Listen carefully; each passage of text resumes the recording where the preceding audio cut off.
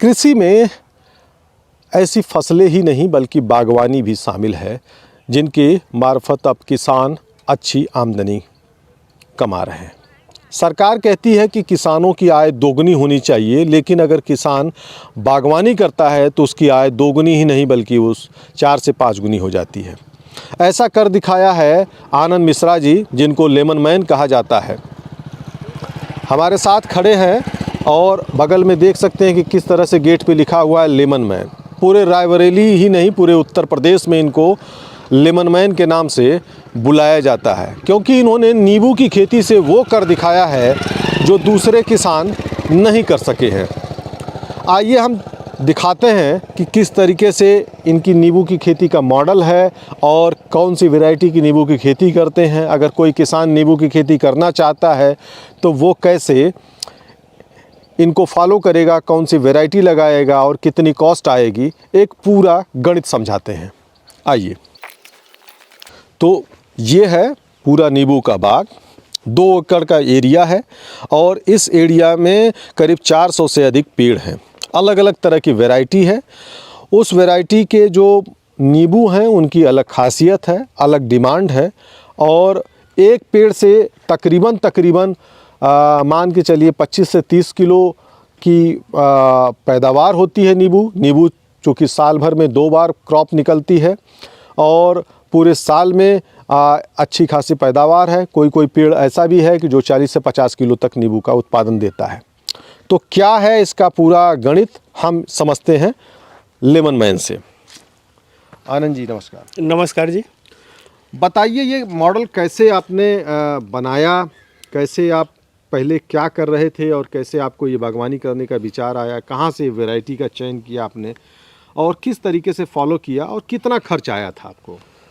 जैसे हर एक माँ बाप के मन में होता है कि पढ़ लिख के हमारा लड़का नौकरी पे जाए।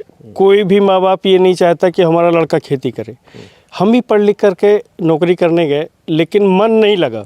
मुझे मन में ये था कि हम नौकरी में खुद कमाते हैं, खुद खाते हैं, अपना स्टैंडर्ड ऊंचा रखते हैं, लेकिन कुछ ना कुछ ऐसे किया जाए कि जिससे किसानों की अपने देश में हालात सुधारें। तो उसके एवज में हम नौकरी छोड़ के अपने गांव आए और धीरे से हम लोग आगे बढ़े।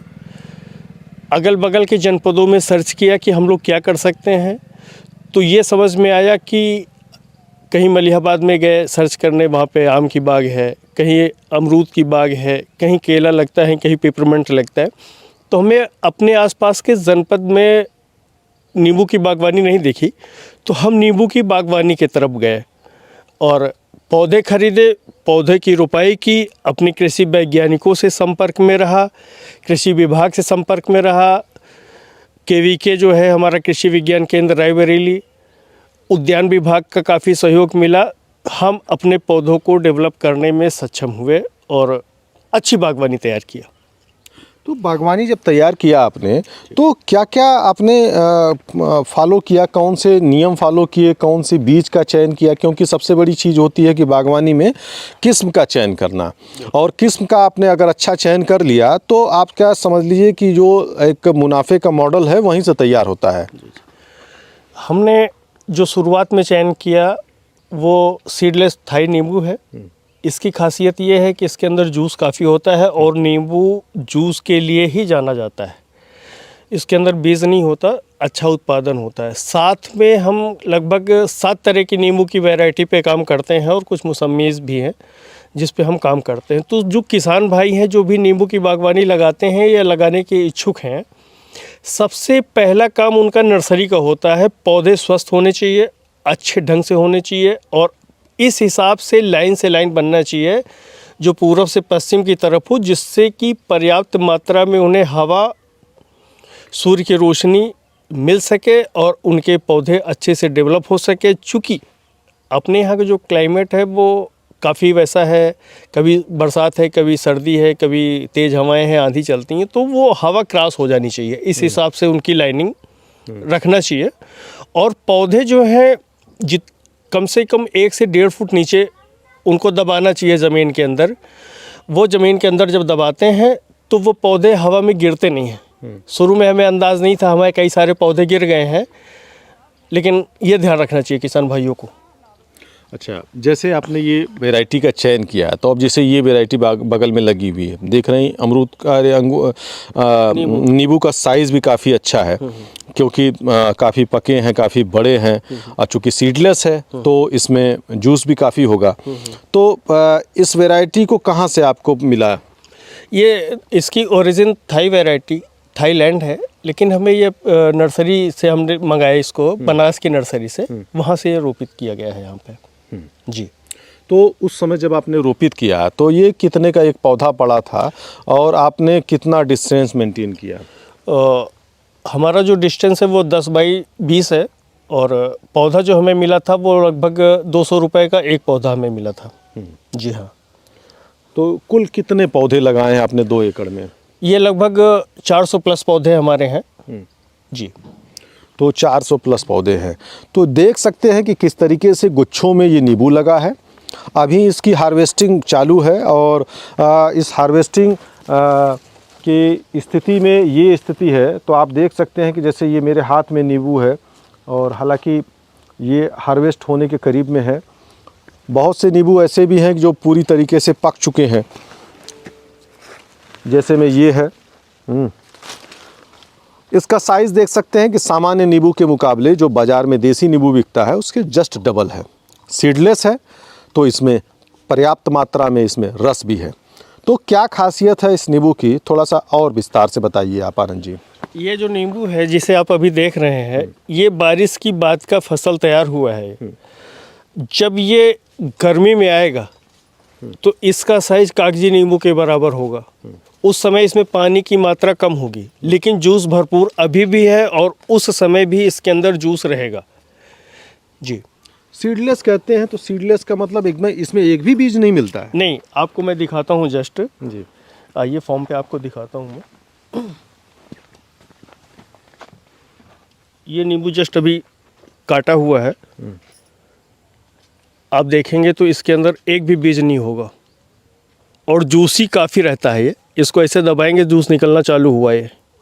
ऐसे देखेंगे ये ऐसे जूस निकलता है, और नींबू जो है वो जूस के लिए ही जाना जाता है।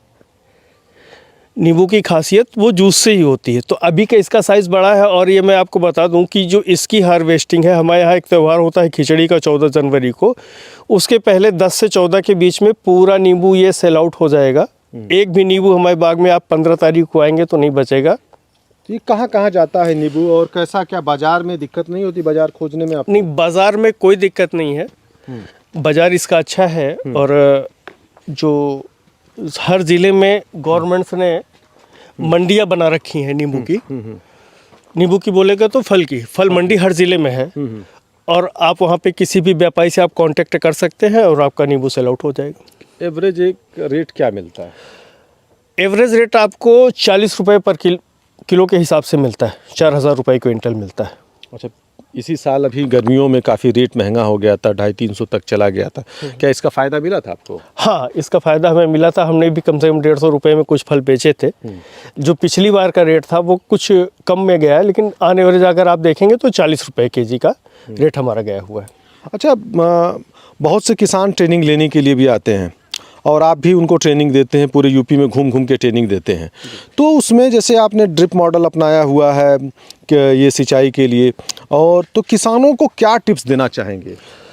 जो बागवानी है, नींबू की बागवानी, उसकी हम ट्रेनिंग देते हैं। जो आपने ड्रिप की बात की, तो ये ड्रिप इतना इम्पोर्टेंट है बागवानी के लिए, क्योंकि आप इससे एनर्जी सेविंग कर सकते हैं, वाटर सेविंग कर सकते हैं, और कॉस्ट सेविंग कर सकते हैं कि आपको लेबर कॉस्ट भी इवन नहीं पड़ेगा। कम से कम पैसे में, कम से कम रख रखाव में आपके पौधे, एक ड्रिपर जिस पे लगा होता है 1 घंटे में 8 लीटर पानी देता है। अगर आपने 2 घंटे चला दिए तो 16 लीटर पानी पर्याप्त है। और पौधे में किसानों को मैं एक चीज़ और बताना चाहता हूँ कि वो ये चीज़ सोचते हैं कि इसके अंदर पानी भरा रहना चाहिए।